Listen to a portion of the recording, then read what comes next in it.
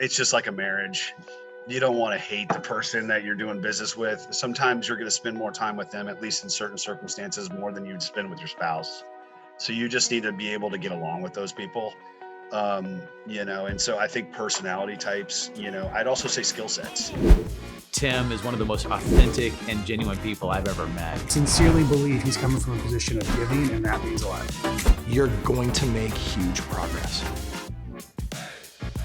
Welcome to the Capital Raising Show. I'm your host, Tim Mai, and today I have one of the co-founders of Disrupt Equity. If you haven't heard of Disrupt Equity by now, you've probably been under the rock. Ben Suttles and his partner, Ferris Musa, they have grown so much in the last, 8-ish years, Ben? Right? Yeah, give or take. Yeah, they went from zero to over $600 million in acquisition.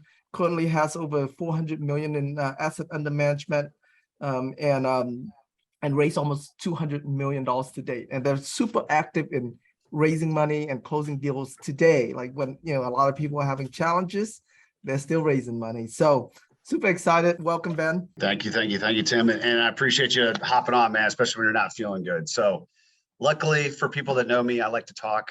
I've got my coffee right here, so I'll keep everybody entertained, hopefully. But Tim did a great job of introducing Disrupt Equity. Yeah, we are active in the market. We're closing a deal next week, and we closed a deal 2 weeks ago, and we have LOIs out. I'm investing final on 3 deals. So, I'm a big proponent of always being in the market, right? Now you have to underwrite to where things are in the market, right? Where interest rates are, but there's always deals to be had. So, the one thing, if you get a takeaway from today's webinar, it's, get in there, take action, be making offers, developing those relationships, because you just never know when your next deal is going to hit. So, don't let the news scare you, folks. The fundamentals of multifamily are still strong. That's awesome. So share with us, Ben, how you get started into this multifamily space, and I'd love to see how you guys just catapulted your business, so drastically, it seems.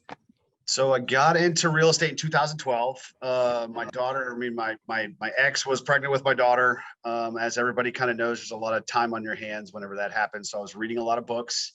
I came across Rich Dad Poor Dad, Robert Kiyosaki's book, because I'm sure most of the listeners probably have read that one, or at least heard of it. If you have not read it, that's the first thing. You should go to Amazon right now and buy it immediately. It really was a light bulb moment. Real estate was something that I was always interested in. You just never really know how to get started or really what it's all about. There's always this mystique when you get into the business, right? And Rich Dad Poor Dad's pretty light on tactical details on how to do real estate, but it's big on mindset. Mm-hmm. And I think at that point in my life, I was coming off of IT sales, which I did for almost 15 years. So I'm a sales guy by profession. I was needing a little kick in the pants, and that book was that light bulb moment for me. So went into Robert Kiyosaki's training program. He had one back then. It really wasn't all that great, to be honest with you. I was a little bit disappointed. Spent way too much money. Put it all on my credit card. Laura was about to divorce me. So I felt really, really obligated to make sure that it was successful.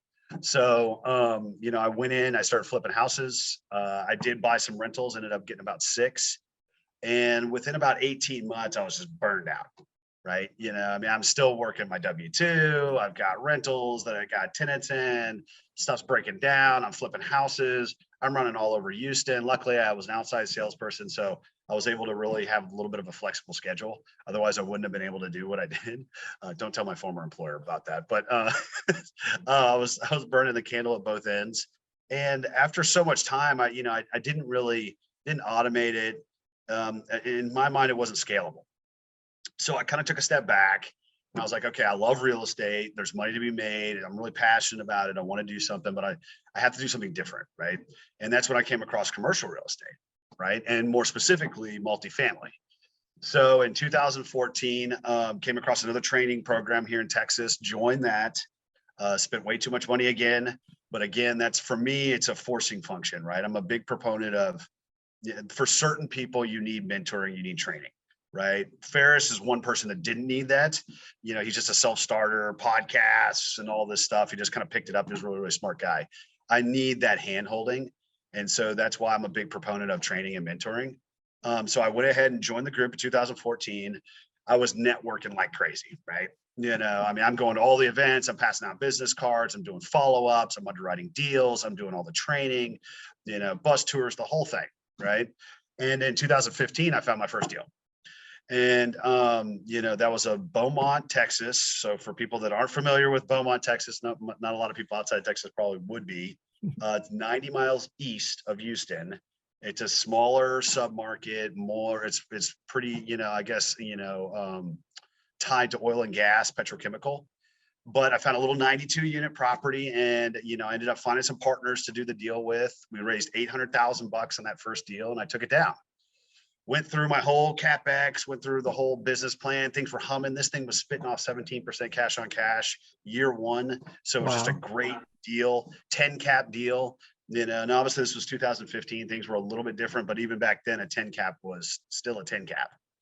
And, so I'm sitting pretty, I'm thinking I'm the genius doing this. Well, then Hurricane Harvey hits. What ended up happening is that the whole entire property flooded. So geez. 32 units, I had to take it down to the studs. I had to terminate those people's leases. Everybody that had their car parked there lost their car. There wasn't water for a week. It was 105 degrees. It was the worst time of my life, and then there's a lot of stuff that happened to me here personally here in Houston at that same time.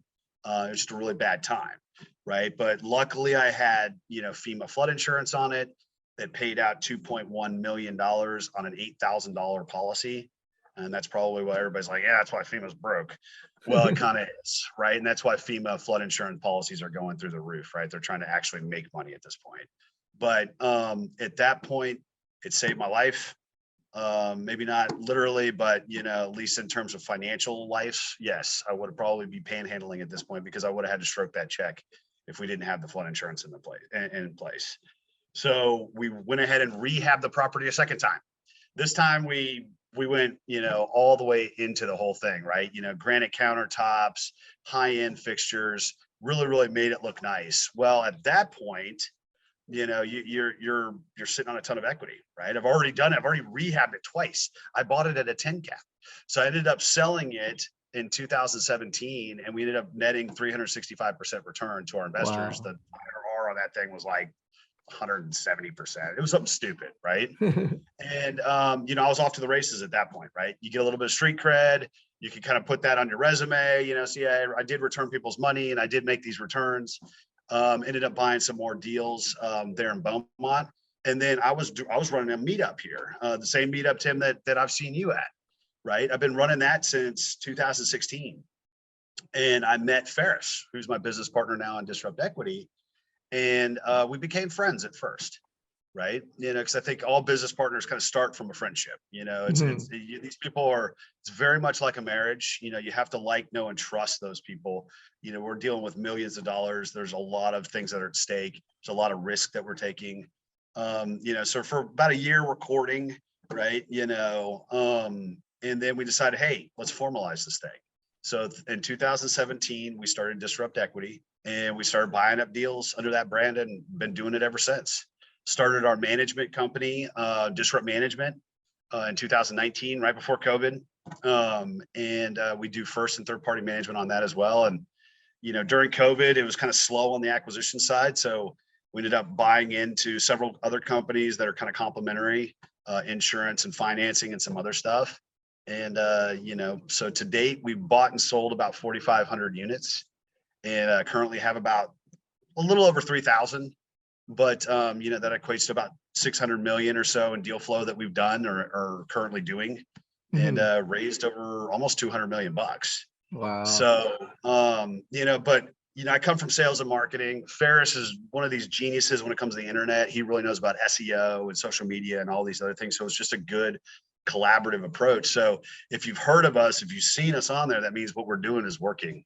Right. And we have an engaged audience of people that are constantly coming into our funnel as leads, potential investor leads. And we have a big list of accredited investors. And that's how we're able to raise the capital that we do. That's awesome. So, when you guys got together and decided to partner up, what was your goal? What was your goal either in, AUM or number of deals or whatever? I mean, I'd say the first thing was like, I wanted to get to 100 million. And then it's like, well, I want to go to 200 million. I mean, it's like, I think as an entrepreneur, and we're all entrepreneurs that are on this call, right? You guys want to start your own business. You want to lead your own destiny. You do not want to work for the man, right? I get that, right? You always need to be setting goals, so I'm big on goal setting. I do that every year. It's a huge kind of part of just who I am. And I put some really hairy goals out there, and you'd be shocked, folks, just how close, or sometimes you just completely destroy the goal, but I mean, essentially our goal this year was to hit 300 million. We already hit that, Wow. we essentially doubled where we were at the beginning of the year, just this year. And so, I'm thinking, I'm like, what can I do in 2023? Things are probably going to slow down. Deal flow is not going to be as much. So, what are goals going to be then? But you keep putting those out there, and you keep hitting those, and then it's the next goal, and it's the next goal. So to answer your question, we didn't really have anything defined. I wish I was like had the whole thing kind of planned out. We now do EOS, and we have a 1 and a 5 and a 10-year plan. And that's kind of a little bit more defined nowadays, but that just started last year. So before that, me and Ferris were just like, we just want to go do deals. That's awesome. And then you just kind of shift and morph and evolve and pivot as needed, because the market is constantly doing that. And then you see opportunities, right? We're an entrepreneur first and foremost before I'm an investor. So I saw an opportunity in insurance, and then I saw an opportunity to start a property management company. And so we just kind of, we roll into those things too.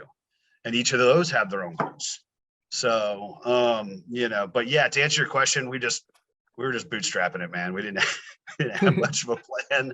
And I think most people, that's where you start. You just want to say, hey, I want to get that first deal. Or if you got your first deal, I just want to get that second deal. Right. And that's really where you should start. Just get in and start taking some action. Right. What would you say has been the major factors in your partnership with Ferris working out so well? Personality types. I think it's just like a marriage. You don't want to hate the person that you're doing business with. Sometimes you're going to spend more time with them, at least in certain circumstances, more than you'd spend with your spouse. So you just need to be able to get along with those people. And so I think personality types, I'd also say skill sets too. Even though he's got the gift of gab, he likes doing this type of stuff too, which is very unique for an IT guy. He's more of a process guy, right? Data, spreadsheet, process, software. I'm more of a shoot from the hip sales guy. Work the room, you have a couple drinks, networking, high level visionary type stuff.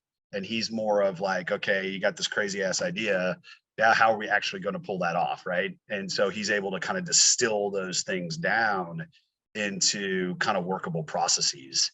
And I think that that's also a good complementary thing that we have going on that's allowed us to be successful. That's I think awesome. the other thing too is we've also come from other business ventures that weren't successful. And we've learned that sales and marketing is a key to any endeavor that you get into. And we just continue to double down on sales and marketing. And that's where all these events come from, from meetups to NFIN to all the social media stuff. And you understand that too, Tim. I mean, it's important to, that if you're getting into this business, you have to understand the power of marketing and the power of social media as it stands right now. And I think that's another thing that both me and him were 100% aligned on. And we've started it from day one at Disrupt Equity. Gotcha. That's really awesome. So share with us, what were some of your major challenges in raising capital on your first few deals? And then what are some of your challenges now raising money for, on deals now? Yeah, I mean, I think, so it was a different world in 2015. Again, I was a big networker. I had a shoebox full of business cards. It was old school. I didn't have an app. I didn't have any of that other crap, and so whenever I got the deal under contract, my business partner was really there to lend his balance sheet and just his experience. But right when we got it under contract, he went to Europe for 2 months. And was just like, oh, you're going to figure it out. If you need any help, let me know. I'm an email away. Right.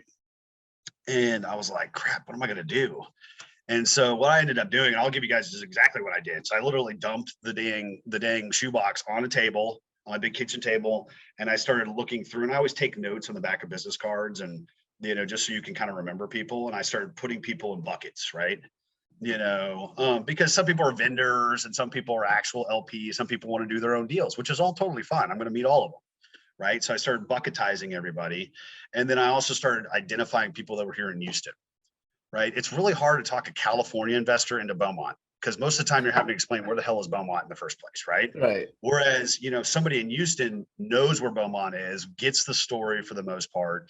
And so I bucketized it into LPs. Then I bucketized it into Houston investors and DFW because I had a lot of people that I knew in DFW as well.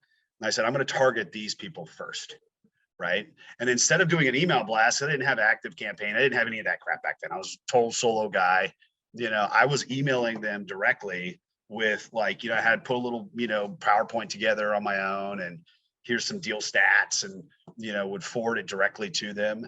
And then I'd ask for, hey, give me 15 minutes. Let me just talk you through this opportunity. Right.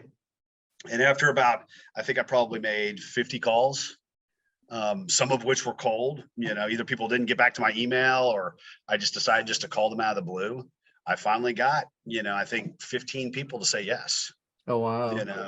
So you have to go through a certain amount of no's and everybody's nice. Actually, most people were surprised that I even called them because if you think about it, right, you go to all these networking events, how many people actually follow up with you? Yeah. Or actually call you is just like a weird thing these days, right? Well, it was just as weird in 2015 as it is today, maybe a little bit more weird today, but you kind of get the point, right?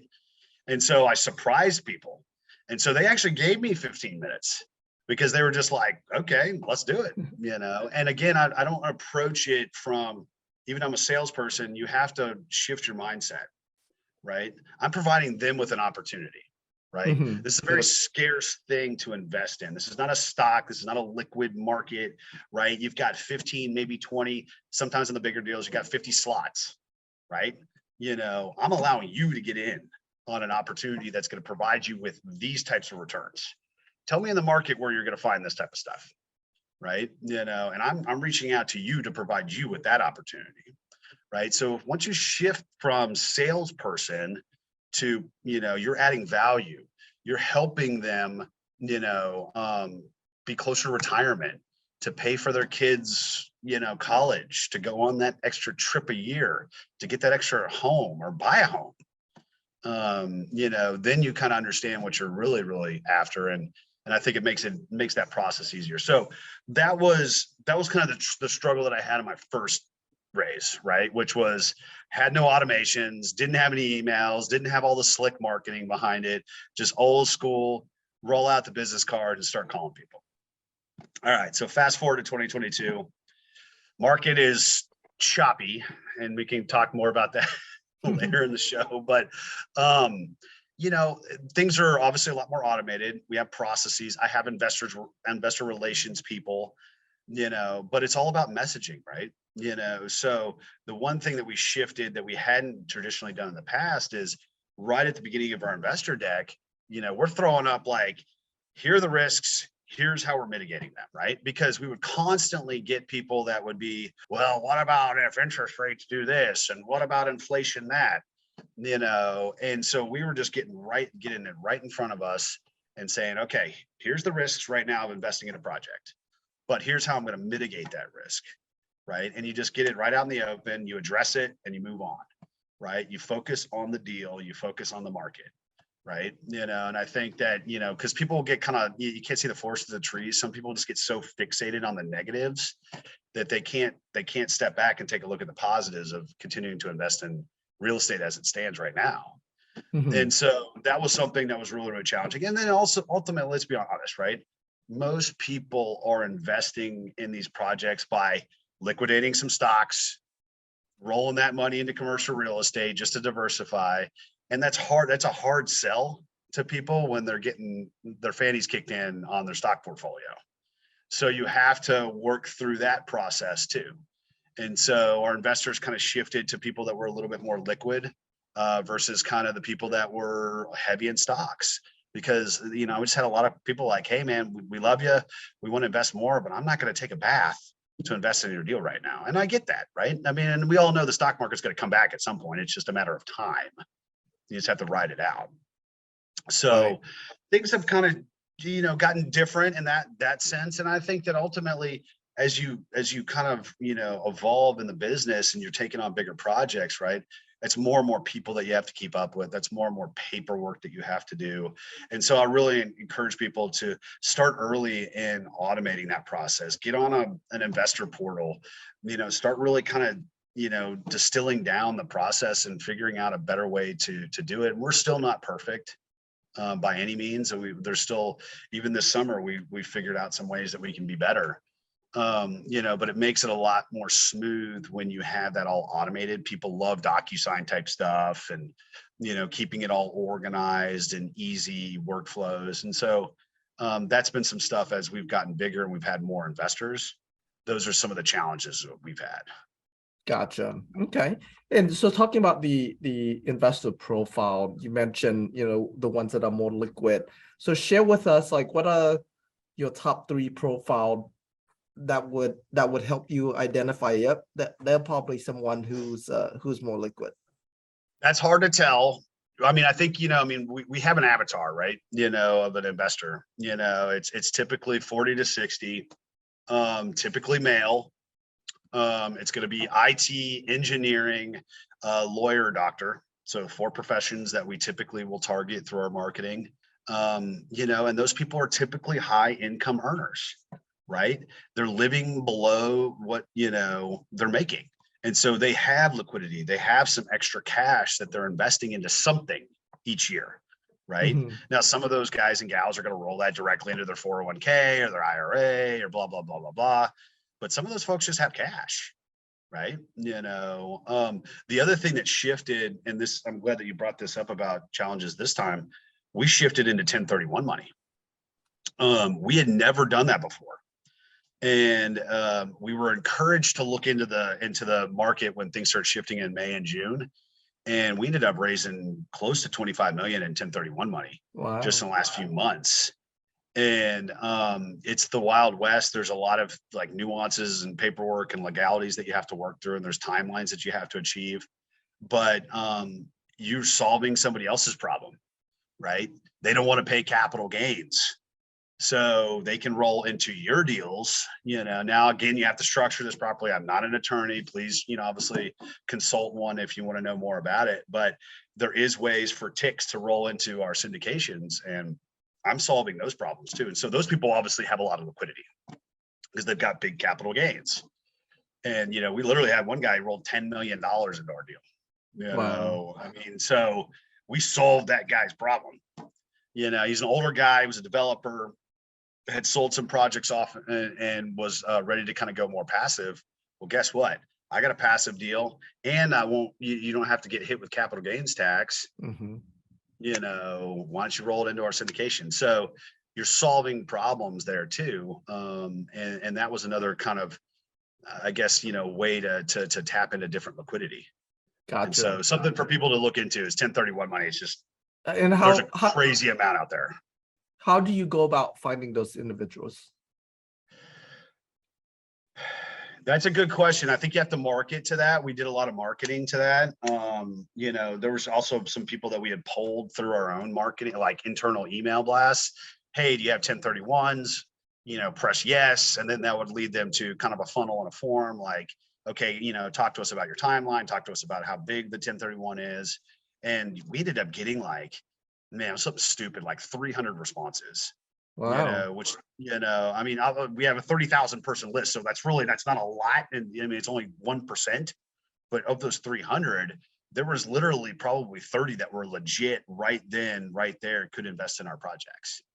And so sometimes you just got to ask the question. And, we had found out that Joe Fairless and some of these other guys, and Dan Hanford, all those guys had been doing it for years. We were just stupid. We didn't realize that. We always thought that it was too complicated. So we're like, oh, we're not going to do 1031 money. And then we consulted with our lawyer, who's also the lawyer for those guys. And, he's like, yeah, I could do that. I was wondering when you guys were going to come to the realization that you could do it. So sometimes you just got to market and just ask the question. That's awesome. And what are your favorite ways to find passive investors in general? I don't know if there's like a favorite way. I mean, I guess maybe effective way. Okay. would and not to steal your thunder on the question, but I think maybe that's probably more impactful, Okay. right? Is Yeah. probably doing stuff like this, right? I love in-person events. I mean, again, I have meetups, we have conferences, but you can only hit those people that are there, right? And so these types of things, webinars, podcasts, huge drivers for incredible referrals to us, because people love this type of stuff. I mean, I'm on here, I'm John, I'm answering questions. This is where we can really get real, and people have really gravitated to our podcast as well too, because just the types of people we are, we're very candid and transparent. But those have probably been that behind referrals. Podcasts and webinars have probably been our most effective marketing tool. But again, you start making people millions of bucks, they're going to start telling their friends and their colleagues and their brother-in-laws and everybody else, like, hey, you need to check these guys out. And so behind those guys, it's always been that. And then, I mean, we enjoy in-person events, but again, you can only tap so many people at a time doing that. Right. So in terms of podcasts, have you seen it to be more effective with your own podcast or being on other podcasts like this here? It's been a little bit of both. We've obviously been on some big podcasts, and I think that helps, right? Because some of the podcasts have a bigger reach than our show does, and that's fine. Some of those guys and gals have been doing it for years, and they just got a big following. So I think it just depends. Ours is more, and we really turned it into a podcast after the fact. It was really just supposed to be a live show, but we did that as just a way to. We have a studio here, so we already had the space. And I just want to kind of give back. I just saw a lot of just, I hate this word, misinformation in the market about how to do things, the risks involved. There's a lot of hurrah, like go to my boot camp and you'll roll out of there and find a deal the next month, the next day. That just doesn't work like that. There's a lot of things that you have to do to be successful in this business. And I just felt like, screw it. I love talking to people. I love John about this stuff. Why don't we just create a 30-minute show and just kind of talk about it? And so we go through all kinds of different topics. Whereas the podcast is a little bit different, right? Because it's more of a Q&A type thing, just like this is. And which is good, right? Because, then it's kind of, you get different perspectives and people, kind of, get to ask their own questions. And I think that I like that format as well. But I would say, which one would be more popular? I'd say, man, being a fair, we weasel our way onto Brandon Turner's, one of his last podcasts at Bigger Pockets. And we're friends with him, and we do a lot of deals with Open Door Capital. But that actually was probably the most effective podcast that we've ever. And then I'd say being on Rod Cleese. And both of them just have very strong followings. And those have probably been the two most effective ones that I've been on. And then we did one with Quest IRA that was really, really effective too. Right. So, I mean, but that was more of a webinar. It wasn't a podcast. So, but yeah. Very cool. What are some of your ways to stay in touch, keep updating your investors? Do you do newsletters? I think we could do better. We do newsletters. It kind of gets lost in the flurry of other newsletters that kind of come out right around the beginning of the month. We're looking at other more effective ways to probably communicate with people in 2023. But that's probably the best way. And then obviously doing our show and doing all of our events is just kind of our way to continue to keep our ear to the ground and stay in the market with our investors. And where we go, and we do a lot of speaking too. So I mean, again, that's a way for us to kind of keep in the business and meet new people. Right. Yeah, and I know you guys do lots of events, not just the local meetups, but like you go to different cities. How many events a year are you guys doing? We typically do 3 to 4. It just depends. I think we're scaling it back to 3 now. We've tried 4. It's just a lot of work. But yeah, that's MFIN, and we take the show on the road. I mean, we always do one here in Houston in February, and then we'll typically do one in the West Coast, and then we'll do one on the East Coast. So, and our thought process was we go to where, it's a good investing environment, whether it be for LPs or GPs, and just kind of get it closer to certain people, because if you're on the West Coast, you really want to fly all the way out to Atlanta, you might just wait for the West Coast event, right? And so, and we typically go to, primary markets where people are probably a little bit more affluent. I always pick on Topeka, Kansas, so apologies if anybody's from Topeka on the call here, but we're probably not going to have infinite Topeka. Not to say there's unaffluent people there, but it's not a big enough market for us, right? Because we typically try to draw anywhere from 300 to 700 people on these events. We love putting the in-person events. I'm a big networker, as I said at the beginning of the show, and I think I think everybody just needs to get comfortable with that. And trust me, I'm just like some of you folks too, right? I'm actually an introvert. People are gonna be like, yeah, right. Well, this is my job, right? So I can put on a face and I get out there and I network. But there's some nights I'm at an event and the last thing I want to do, I just want to sit in the corner and be on my phone the whole time. But you have to get out there and get uncomfortable in order to be successful. And you have to, that one conversation, that one person that you go up to, that could be your next investor, that could be your next partner, that could be the person that brings you your next deal, right? So and trust me, most of the time, those people are just as uncomfortable as you are. So just get out there and do it. A good icebreaker is like, how did you meet the host, or how did you hear about the event? And that's always kind of gets people flowing. That's awesome. Love that. Yeah.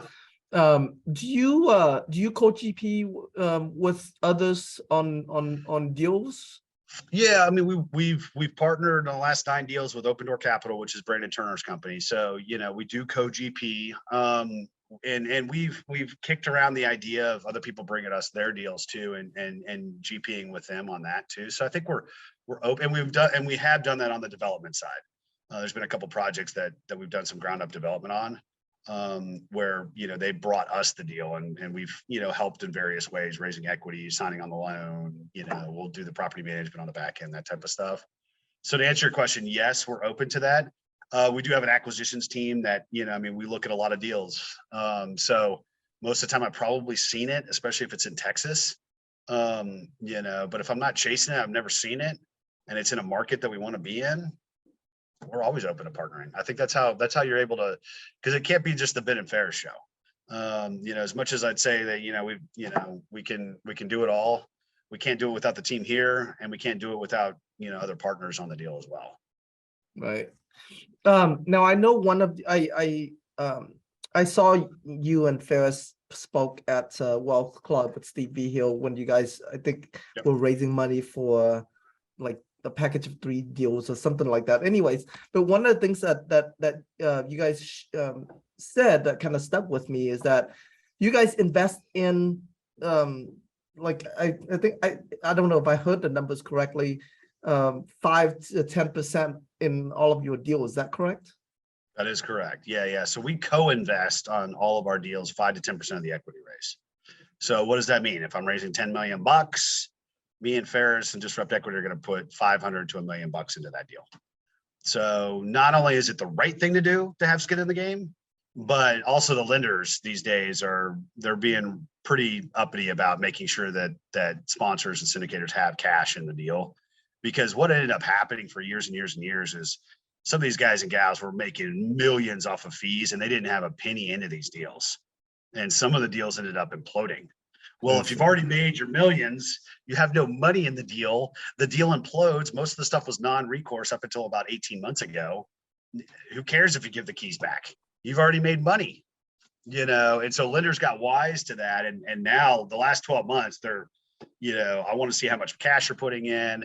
They're putting it as a percentage after your fees. They're very, what's the word? They're very focused on that. So, but we had already done that prior to that anyway. And again, I think that most people doesn't have to be that much, folks, but put 50 or 100K into it, right? And if you say, oh, I don't have 50 or 100K, well, you get a fee, right? Maybe your fee is 250. Put 100 of that into the deal, right? It goes a long way with your LPs because they see that you're if things go wrong, you're going to lose some cash, right? So I think that's important. That's good. What are some of the other changes in the marketplace that you are seeing on your deals from the lenders, the interest rate, all of that? What are some of the changes, and how are you navigating that? There's a lot to unpack on that one, man. Let's Top see here. ones. So how long do you got? How long is this webinar? so, okay. So everybody's heard that there's this thing called inflation, and that they've also heard that interest rates are going up. Well, okay. So this is, again, I'm not a financial advisor. I'm not a CPA. I'm not a tax, blah, blah, blah, blah, blah. Right. This is just Ben's thesis. Maybe it's worth 2 cents. I don't even know. Right. So inflation's going up. The Fed only has a certain amount of tools that they can use. So what they do is they increase the cost of capital to dampen the heat of the economy, right? You're throwing a wet blanket on the damn thing, right? Well, what they're doing is they keep raising until something breaks. And then they're going to pause. We're going to see how bad it gets. Okay. And then, so my thesis is it's going to continue to go up for probably the next 3 to 6 months. Then it's going to stabilize. They're going to see how bad it gets. Things are going to probably get pretty slow, is what I'm going to call it. And then they're going to start creeping back down because they're going to try to stimulate the economy again. Right. But inflation is just naturally going to happen when you dump $9 trillion into the economy after COVID and during COVID. It's just, it was inevitable. The problem is the Fed reacted too late, and then they had to do this shock and awe on interest rates, and that's what spooked everybody. Nobody thought for a second that they were going to do 75 basis points, and boom, they slammed it on everybody. And then they're like, guess what? We're going to do it again. And then we're going to do it again. And people are just like, whoa, this must be really bad, because they tried raising rates in 16 and 18, and then they went right back down because they already saw that it was teetering. Right. So that's what's happening in the market. So what ends up happening is that these lenders are seeing the same news that we're seeing, and they're spooked as well. Right. And I want to make a distinction between two things. Right. There's banks, and some banks lend, and then there's lenders. Right. So some of the bridge lenders, all they do is lend money. They don't have deposits. They don't have any other services. They're essentially taking from a line at Wells Fargo. They might have $1 billion line at Wells Fargo, and they're lending that money out to us, right? Then they're packaging up all the loans that they just funded, and they're selling it on the CLO market, right? As a bond. And what ended up happening is the CLO market essentially collapsed for like a month or two. Nobody was buying anything. Everybody was spooked. So all these people got spooked because they're like, I can't offload these loans. And if I can't offload the loan, then I can't take any more money from Wells Fargo. Right. So it almost locked up the whole market there for a little bit.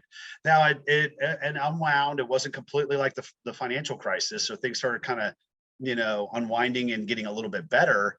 But that's what ended up spooking everybody. And so the lenders, what they ended up doing was they said, okay, we have to have better loans. So the way that we're going to do that is we're going to increase our spreads.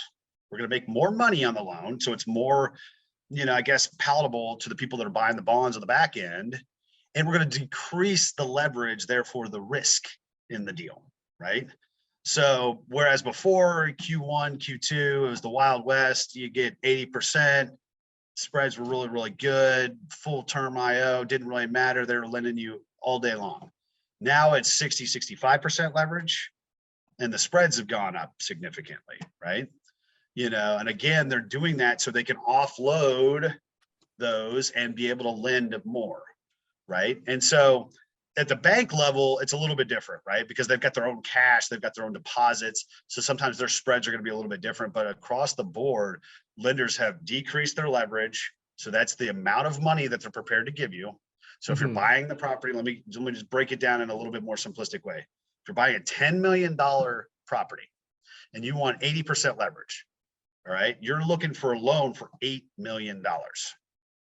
Now, up until probably, call it May, you could have probably potentially gotten that. Now you're getting a loan for 6 to 6.5 million. And instead of that interest rate being 3.5 to 4% all in, your interest rate's now anywhere from 6 to 7 on a good day. Sometimes I've seen it even higher than that. Wow. Right. And so things have fundamentally shifted in the last 6 months. And so, but people are like, well, does that mean that real estate's not good anymore? No, absolutely not.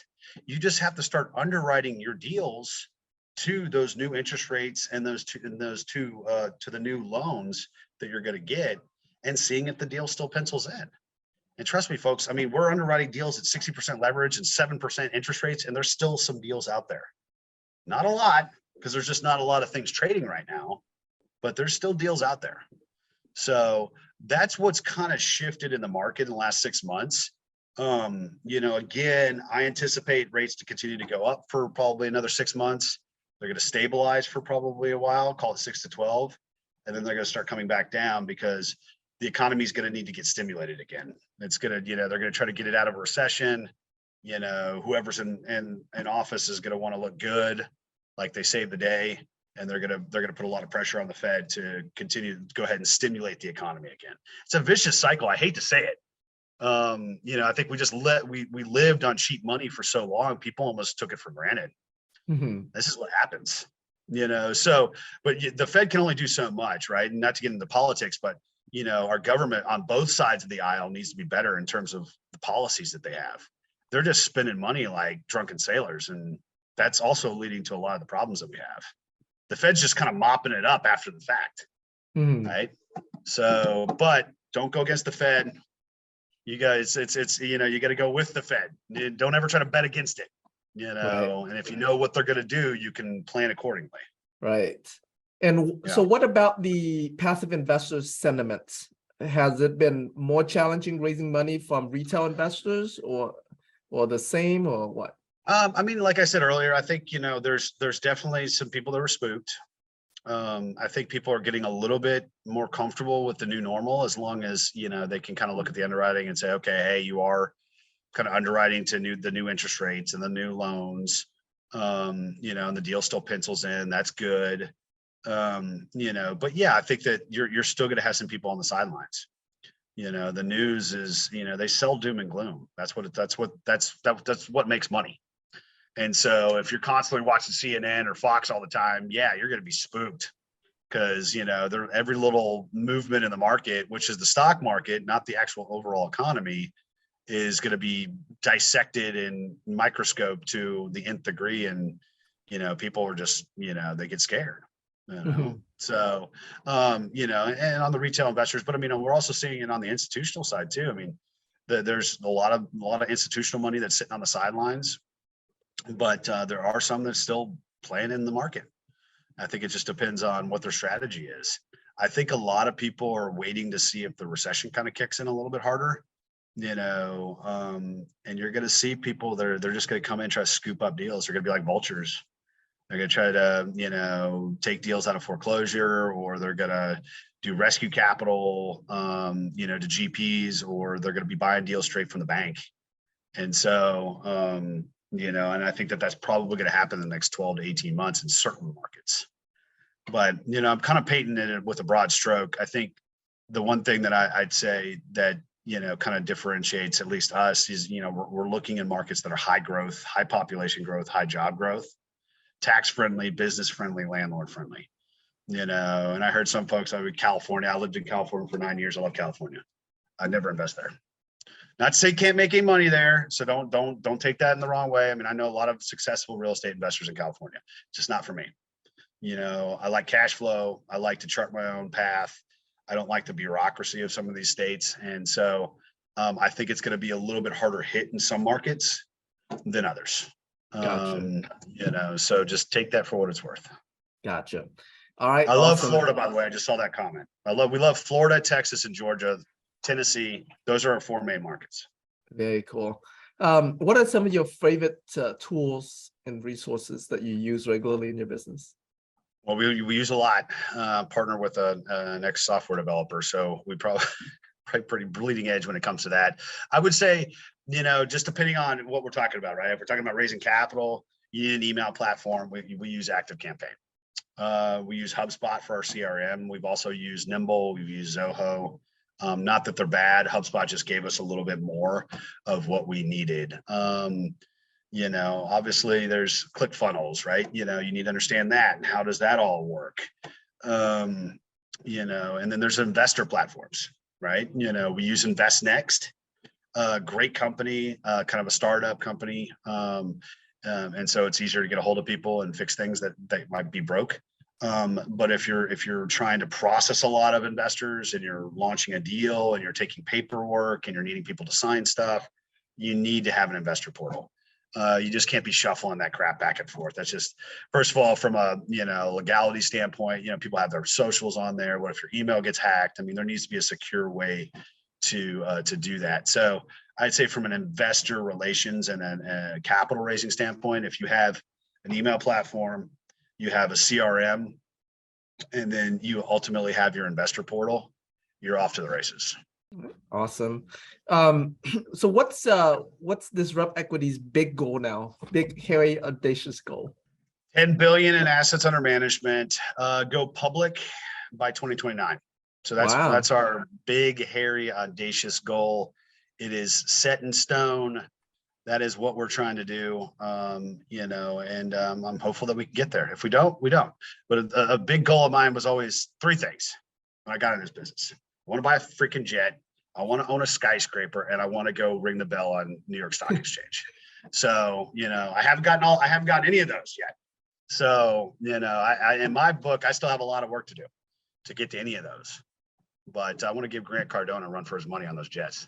I like that. That's huge for sure. And I mean, one of these calls we should do one just on your thoughts of what make you guys decide to go public at some point. But that's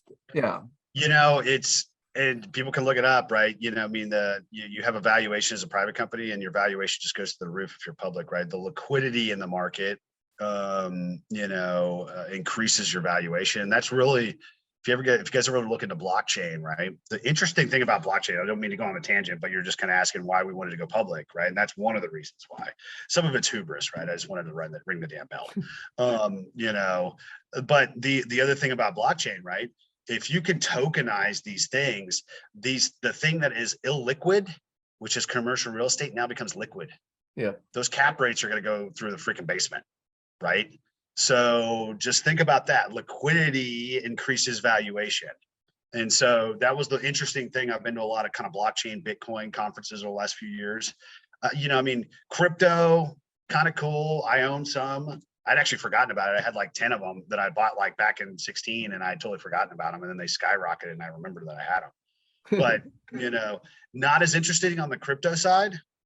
The blockchain is something that's going to revolutionize real estate in the next 10 to 20 years. And I think one of the ways they're going to do it is you tokenize these syndications. And now, give me an example, right? I raise a tranche of money, we're 5 years in. Ben and Ferris still want to own the deal, but our investors want to get cashed out, right? You could tokenize the deal, go raise additional money, and then you could have infinite liquidity, right? Because your investors are going to come and go, right? Because they, maybe down the road you've recapped it with this tokenization component, right? And 1 year after that, the guy wants to cash out, and so he goes and sells his token for predetermined value on a secondary market, right? Now you've got your liquidity. So, which was one of the reasons why commercial real estate kind of isn't great, even though I still love it. Don't get me wrong, that's what we do. But the bad part about it is it's illiquid. Right. And so once you solve that, then there's something there. That's awesome. You have kids, right? You have young kids. How old are they? I have one daughter. She is 9. Okay. Are you teaching her anything that you don't see other parents teach, or you get like pushing her toward this commercial real estate at all? I mean, I think, we've talked about it. I mean, she's still kind of in the, I think a little bit young. Her mom's also a real estate agent, so she gets and her mom also flips houses, so she kind of gets inundated with this stuff. And I think that it's important for her to understand how real estate works. So there's 2 things that I always tell people that I'm teaching Lillian, right? 2 skills: sales and real estate. If she has those 2 skill sets, she'll never be beholden to a man. She will always be able to support herself. She will always be, financially free if she can master those 2 skills. And I'm telling you, that's true of any person. It doesn't matter if it's your daughter, your son, your brother, your mother, right? If you understand those 2 things, you're going to be in a lot better position, right? Because look at it, like salespeople, they don't have to go to college. They can roll out and they can sell whatever, right? And they typically some of the highest earners outside of the CEO in most companies. Yep. Right. So, but then the real estate component, that's generational wealth. That's real financial freedom. Right. So you use the money from sales, you rolled into real estate, then you can become financially free. And it's the exact same thing that I did. It was my exact roadmap. Gotcha. So talking about your roadmap, if you can go back and redo your real estate journey again, Yeah. Is there anything that you would have done differently to accelerate your growth even more than it's already has been? Man, I think it's such a cliche, but I would have bought more. I mean, I think that's one thing that people always say, oh man, that was, everything in the hindsight's 2020 in our business, right? I looked at a lot of great deals. I remember when we first got into Atlanta, and we were looking at 7-8 caps. And, and I kind of sat on the sidelines. I wasn't quite sure about investing outside of Texas. How am I going to do that? That's a big thing. I got to fly out there, and so at the end of the day, we kind of sat on it for 6 months and we missed out on some opportunities. And so if I was to do it over again, I think I probably would have taken even more action, because it's one of those things, you buy real estate and you wait versus waiting to buy real estate. Right.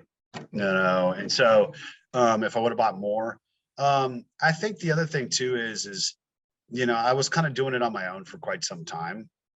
And I think if I would have done it again, I probably would have looked to develop some partnerships a little bit earlier on. Even on the single family side, I think obviously there's people that are successful with that, all over the place. Right. But they built teams and they built systems, and I couldn't do that all on my own. And I kind of knew that I couldn't do it, but I was too, again, type A, that, I didn't think that I could deal with a partner. And so it was, if I was going to do it over again, I probably would have taken on a partner probably sooner, and probably saved me a little bit of hair. Believe it or not, before I got into real estate, I had long hair. It was all the way down to the.